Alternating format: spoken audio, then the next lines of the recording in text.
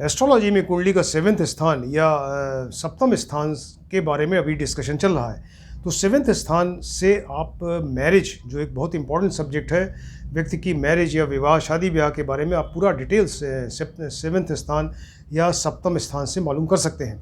तो उसमें जो विवाह के बारे में जो अभी सब्जेक्ट डील हो रहा है वो मिलापक है, यानी शादी ब्याह के पहले वर और कन्या, लड़के लड़की की कुंडली मिलाते हैं कि उनकी मैरिड लाइफ अच्छी रहेगी कि नहीं रहेगी, किस तरह की रहेगी। तो इसके लिए कुंडली दोनों की मिलाई जाती है, उसको मिलापक कहते हैं। तो कुंडली की का जो मिलान है वर और कन्या का शादी के पहले, उसको मिलापक कहा जाता है, राइट। और ये मिलापक जो है 3 तरह से होता है, आपको बताया था इसके पहले कि वो नक्षत्र मिलापक, ग्रह मिलापक और भाव मिलापक, 3 तरह से मिलापक करते हैं। तो नक्षत्र मिलापक में वो व्यक्ति का जो उसकी प्रकृति है यानी नेचर है, वर कन्या की उनका स्वभाव कैसा है, बिहेवियर, उनकी रुचि यानी इंटरेस्ट कैसा है, इसके बारे में पता करते हैं। तो इन चीज़ों को पता करने के लिए अष्टकूट का प्रयोग किया जाता है, उसको कहते हैं अष्टकूट।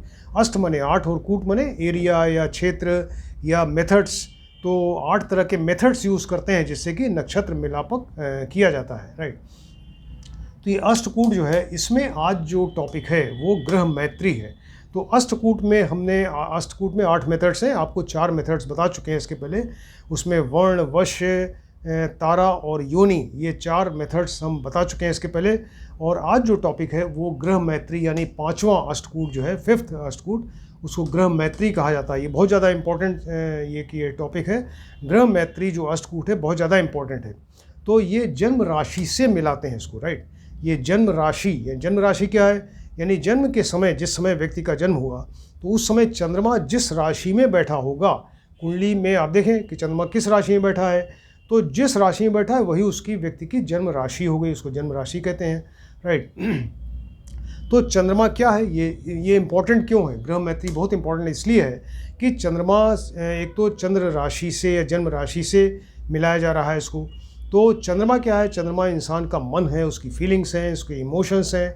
और चंद्रमा जिस राशि में होगा तो व्यक्ति की का मन, उसकी फीलिंग्स, उसके इमोशंस, उसकी प्रकृति, स्वभाव और रुचि, सारी सब कुछ वैसे ही बन जाएगी जिस राशि में चंद्रमा बैठा हुआ है। क्योंकि चंद्रमा मन है तो अपने आप को अडॉप्ट कर लेगा, उस राशि के उस राशि के अनुरूप अपने आप को अडॉप्ट करेगा, राइट। तो व्यक्ति का मन, प्रकृति, उसका नेचर, बिहेवियर, इंटरेस्ट, सब कुछ वैसा ही बन जाएगा। तो ये चंद्र राशिश भी उसी को कहते हैं, जन्म राशिश या चंद्र राशिश, राइट। तो चंद्र राशि या जन्म राशि और उसका लॉर्ड हुआ चंद्र राशिश हो गया। तो ये वर और कन्या दोनों की कुंडली में क्या करेंगे कि एक का जन्म राशिश देखिए, दूसरे का जन्म राशिश देखिए। यानी चंद्रमा जिस राशि में बैठा है वर की कुंडली में, तो जिस राशि में बैठा उसका लॉर्ड कौन है, यानी जन्म राशिश हो गया। इसी तरह कन्या की कुंडली में चंद्रमा किस राशि में बैठा है, उसका लॉर्ड देखिए, तो वो कन्या का जन्म राशिश हो जाएगा। तो अब इन दोनों को देखते हैं कि वो मिलाते हैं कि वो सेम है या फिर उनमें आपस में मित्रता है या शत्रुता है, या एक सम वाला बिहेवियर का मतलब ये है कि ना तो मित्र है ना शत्रु है, इस तरह का भी रिलेशन हो सकता है। तो दोनों में क्या रिलेशन है उस पर वो दोनों की मैरिड लाइफ डिपेंड करेगी। अगर वो दोनों मित्र हैं और या सेम है तो फिर वो बहुत अच्छी मैरिड लाइफ रहेगी, दोनों का इंटरेस्ट और सब कुछ इंटरेस्ट है, प्रकृति है और स्वभाव सब मिलता जुलता रहेगा। लेकिन अगर वो आपस में नहीं मिल रहे हैं तो फिर वो आपस में खटपट बनी रहेगी और वो प्रॉब्लम होगी मैरिड लाइफ में, मैरिड लाइफ अच्छी नहीं रहेगी। तो इसलिए ये बहुत ज़्यादा इसकी इंपॉर्टेंस है ग्रह मैत्री की, राइट। अब देखिए, जन्म राशिश वर का भी देखा, जन्म राशिश किसका देखा, कन्या का भी देखा। तो जन्म राशिश का मतलब कोई ग्रह है, चंद्रमा जिस राशि में बैठा उसका लॉर्ड यानी कोई ग्रह हो गया। तो अब ये 7 ग्रह हैं, राहु केतु किसी राशि के स्वामी नहीं होते। तो ये 7 ग्रह हैं, ये 7 ग्रह किसी के आपस में, किसी के मित्र हैं, किसी के शत्रु हैं, किसी के लिए सम हैं। तो इस चीज़ को देखना पड़ेगा वर और कुंडली दोनों की कुंडली में, राइट, वर और कन्या दोनों की कुंडली में। तो अब देखिए, सूर्य जैसे है, ये सूर्य का मित्र होता है चंद्रमा, मंगल और गुरु, राइट। सूर्य के मित्र कौन है, चंद्रमा, मंगल और गुरु हैं। इनके शत्रु हैं शुक्र और शनि।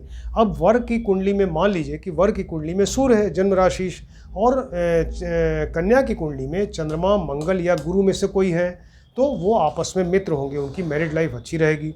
लेकिन अगर वर की कुंडली में सूर्य है और शत्रु इसके जो सूर्य के हैं शत्रु यानी कन्या की कुंडली में अगर जन्म राशि शुक्र या शनि है तो आपस में नहीं बनेगी, वो फिर आपस में लड़ाई झगड़ा होगा और मनमुटाव रहेगा और मैरिड लाइफ अच्छी नहीं रहेगी। इसी तरह से चंद्रमा को देखिए, मान लीजिए कि कन्या की कुंडली में मान लीजिए चंद्रमा है और वर की कुंडली में सूर्य और बुध हैं, तो आपस में मित्र हैं, उनमें हैप्पी मैरिड लाइफ रहेगी। चंद्रमा का कोई शत्रु होता ही नहीं, चंद्रमा का कोई शत्रु नहीं है, तो फिलहाल चंद्रमा जो है इनके मित्र हो गए सूर्य और बुध। अच्छा, अब इसमें और आगे देखिए, मंगल, अगर मंगल किसी एक दोनों में से किसी का एक राशिश है जन्म राशिश और दूसरे का सूर्य चंद्र या गुरु में से कोई है तो आपस में मित्र रहेंगे और उनमें आपस में पटेगी। तो मंगल के मित्र क्या है? सूर्य चंद्र और गुरु। लेकिन मंगल का शत्रु जो है बुध है। अगर एक की कुंडली में जन्म राशिश मंगल दूसरे में बुध है तो आपस में बिल्कुल नहीं पटेगी। एक का मान लीजिए गुरु है, गुरु जो यानी बृहस्पति, तो ये बृहस्पति के जो मित्र हैं सूर्य चंद्र और मंगल हैं और इनके शत्रु जो हैं वो शुक्र हैं। यानी एक की कुंडली में अगर गुरु हैं दूसरे की कुंडली में सूर्य चंद्र या मंगल में से कोई ग्रह है जन्म राशिश हैं तो आपस में बहुत अच्छा रिलेशन रहेगा। लेकिन अगर गुरु के सामने शुक्र है, एक की कुंडली में वह गुरु दूसरे में शुक्र, तो आपस में नहीं पटेगी। अभी देखिए, सूर्य चंद्र मंगल और गुरु क्या हैं? ये देवताओं की श्रेणी में आते हैं। इस तरह से हमने अरेंज किया इसको कि सूर्य चंद्र मंगल और गुरु जो है ये देवताओं की श्रेणी में है। इनके लिए हमने आपको बताया कि इनके क्या मित्र हैं और क्या शत्रु हैं। जो अगर कोई बचा तो वो सम में आ जाएगा, न मित्र है न शत्रु में आएगा। अच्छा, अब ये जो दैत्यों की श्रेणी में आते हैं, एक तो ये देवताओं की श्रेणी हो गई और दैत्यों की श्रेणी में बुध शुक्र और शनि 3 ग्रह आते हैं। तो बुध जो है देखिए, बुध के मित्र हैं सूर्य और शुक्र। यानी ये वर या कन्या की कुंडली में अगर एक में बुध है और दूसरे का जन्म राशि सूर्य या शुक्र है तो वो आपस में मित्र रहेंगे, उनमें आपस में पटेगी, हैप्पी मैरिड लाइफ रहेगी। अगर एक का बुध है दूसरे का चंद्रमा है तो आपस में बिल्कुल नहीं पटेगी और लड़ाई झगड़ा होगा। अगर एक का शुक्र है दूसरे का बुध या शनि है तो आपस में अच्छे रिलेशंस रहेंगे, हैप्पी मैरिड लाइफ। अगर शुक्र है उसके सामने सूर्य या चंद्र है तो ये इनमें आपस में नहीं बनेगी। इसी तरह मान लीजिए एक के वर या कन्या की कुंडली में एक में जन्म राशि शनि है और तो शनि के मित्र हैं बुध और शुक्र। यानी एक में शनि है और वर या कन्या में, और दूसरे के में अगर बुध या शुक्र हैं जन्म राशि तो आपस में बहुत अच्छे रिलेशंस रहेंगे और मैरिड लाइफ अच्छी रहेगी। लेकिन अगर सूर्य चंद्र मंगल हैं, शनि एक में शनि दूसरे में सूर्य चंद्र मंगल, तो आपस में नहीं बनेगी और खटपट बनी रहेगी और लड़ाई झगड़ा होता रहेगा। राइट। अब ये जो बताया ये तो इसको आप देख के आसानी से देख लीजिए कि ये जन्म राशिश अगर ये 7 ग्रहों में कोई ग्रह है और उसके अगेंस्ट में जो वर या कन्या है उसका जन्म राशिश क्या है। अगर ये सब है तो मित्र में आ गए, अगर ये है तो शत्रु में आ गए। अब शत्रु की जो श्रेणी है इसमें अति शत्रु भी आते हैं। राइट। अगर किसी एक ग्रह के सामने उसका अति शत्रु आ जाएगा तो फिर बिल्कुल ही नहीं बनेगी और बिल्कुल बहुत ज़्यादा जो है मैरिड लाइफ ख़राब हो जाएगी। अब ये जो अति शत्रु में आते हैं तो सूर्य के एक का सूर्य हो दूसरे का शुक्र हो। राइट। अगर एक का सूर्य है दूसरे का शुक्र है तो ऐसे केस में ये सूर्य शुक्र परम शत्रु हैं और वो आपस में बिल्कुल नहीं बनेगी। क्यों? क्योंकि सूर्य देखिए जो है, सूर्य क्या है, इनको राजा का पदवी दिया गया है, ये किंग है। तो किंग का मतलब कि वो क्रूर है। सूर्य जो है क्रूर ग्रह है और एक कंट्रोलिंग पावर है उनके अंदर, और इसके अलावा वो डोमिनेट करेंगे और शुक्र के सामने जो है वो डोमिनेट करेंगे। वो एक बॉसिज्म वाली फीलिंग रहेगी और शुक्र बिल्कुल दब जाएगा उनके सामने और ये पूरी तरह से इनके ऊपर हावी रहेंगे, तो इसलिए मैरिड लाइफ अच्छी नहीं रहेगी। सूर्य और शनि, एक में वर या कन्या में किसी का सूर्य हो दूसरे का शनि हो जाए जन्म राशिश, तो ऐसे केस में ये बिल्कुल नहीं पटेगी। क्यों? क्योंकि सूर्य और शनि आपस में परम शत्रु हैं। हालांकि ये पिता पुत्र हैं, सूर्य पिता हैं, फादर हैं, और शनि उनके बेटे हैं यानी पुत्र हैं, लेकिन दोनों में आपस में बिल्कुल नहीं बनती और ये परम शत्रु हैं। सूर्य क्या है? सूर्य रोशनी है, लाइट है, और शनि क्या है? अंधेरा है। सूर्य जो है पूर्व दिशा के स्वामी हैं, ईस्ट डायरेक्शन के, शनि पश्चिम दिशा के स्वामी हैं। राइट। तो देखिए ईस्ट और वेस्ट का फ़र्क है, एक पूरब तो दूसरा पश्चिम, इतना फ़र्क है, तो बिल्कुल ही नहीं पटेगी और उसमें जो है वो लड़ाई झगड़ा होगा, मनमुटाव होगा, कलेश होगा, घर में ये सब प्रॉब्लम बनी रहेगी। राइट। मान लीजिए कि चंद्रमा और बुध हैं। अब चंद्रमा का कोई शत्रु नहीं, आपको पहले बताया। चंद्रमा ये बुध को अपना काफ़ी प्रेम देता है, उसको बहुत प्रेम करता है, लेकिन बुध जो है चंद्रमा को प्रेम नहीं करता। बुध चंद्रमा से हेट करता है यानी घृणा करता है। राइट। तो बुध उसका शत्रु है, चंद्रमा को अपना शत्रु मानता है, लेकिन चंद्रमा की तरफ से वो बुध उसको प्यार करता है, प्रेम करता है। तो अगर चंद्रमा, एक का चंद्रमा दूसरे का बुध है, एक का जन्म राशि वर या कन्या में चंद्रमा है, दूसरे का बुध है, तो वो आपस में नहीं पटेगी और ये उठा पटक बनी रहेगी, दोनों में लड़ाई झगड़ा होगा, जो छोटी छोटी बातों पर लड़ाई झगड़ा होगा और मनमुटाव होगा। राइट। एक का चंद्रमा दूसरे का शनि है, मान लीजिए एक वर या कन्या में किसी का चंद्रमा है दूसरे का शनि है, तो चंद्र शनि आपस में ये दुश्मन है, मतलब वो शनि जो है इनको अपना शत्रु समझते हैं। देखिए शनि के शत्रु में चंद्रमा भी हैं, तो चंद्रमा और शनि अगर हैं तो ये इससे आपस में रिलेशन अच्छा नहीं रहेगा। और क्योंकि चंद्रमा क्या है, चंद्रमा देखिए लाइट है, उजाला है, और शनि जो है अंधेरा है। राइट, ये अंधेरा है, चंद्रमा बिल्कुल सॉफ्ट ग्रह है और शनि उसके कंपैरिजन में बहुत ही ज़्यादा क्रूर और पापी ग्रह है। तो ये चंद्रमा दब जाएंगे और शनि उनको दबाएंगे। तो इस तरीके से वर या कन्या में कोई एक दूसरे को दबाएगा, परेशान करेगा, तो ये बिल्कुल नर्क तुल्य हो जाएगा। वो हैप्पी जो मैरिड लाइफ है, वो मैरिड लाइफ बिल्कुल नर्क तुल्य हो जाएगी। राइट, ये चंद्र शनि होने से ऐसा होगा। मान लीजिए कि वर या कन्या में किसी एक का अगर जन्म राशिश अगर मंगल है, दूसरे का बुध है, तो मंगल और बुध जो है आपस में ये शत्रु हैं। तो मंगल जो है बहुत ज़्यादा क्रूर ग्रह है, ये मंगल तो बहुत ही ज़्यादा क्रूर ग्रह है और इनको बिल्कुल कोई चीज़ बर्दाश्त नहीं है। ये बहुत ही क्रोधी स्वभाव के हैं, ये वायलेंट हो सकते हैं। जबकि बुध जो है बहुत ही सॉफ्ट ग्रह है, वो डावाडोल हो सकता है और इसके अलावा अपने आप को मोल्ड करने की कोशिश करता है बुध, लेकिन उसकी एक लिमिट है। अब ये हावी होते चले जा रहे हैं बिल्कुल मंगल बुध के ऊपर, तो वो क्या करेगा, तो ये कभी पटेगी नहीं आपस में और उनके रिलेशंस हस्बैंड वाइफ के ख़राब रहेंगे। राइट, मान लीजिए कि मंगल और शनि है, एक का जन्म राशिश मंगल दूसरे का शनि है, तो ऐसे केस में भी नहीं पटेगी, क्योंकि मंगल क्रूर ग्रह, बहुत ही ज़्यादा तेज स्वभाव के क्रोधी, और शनि जो है ये भी क्रूर और साथ में पापी ग्रह भी हैं और ये देवताओं की श्रेणी में है। देखिए मंगल ये दैत्य की श्रेणी में आते हैं, तो ये रोज़ उठा पटक होगी दोनों में और बिल्कुल ही नहीं बनेगी। तो इसलिए ऐसी मैरिड जो है मैरिड लाइफ अच्छी नहीं रहेगी। अगर ये सूर्य शुक्र हो, सूर्य शनि हो, चंद्र बुध, चंद्र शनि, मंगल बुध या मंगल शनि वर और कन्या के जन्म राशिश बन रहे हो तब।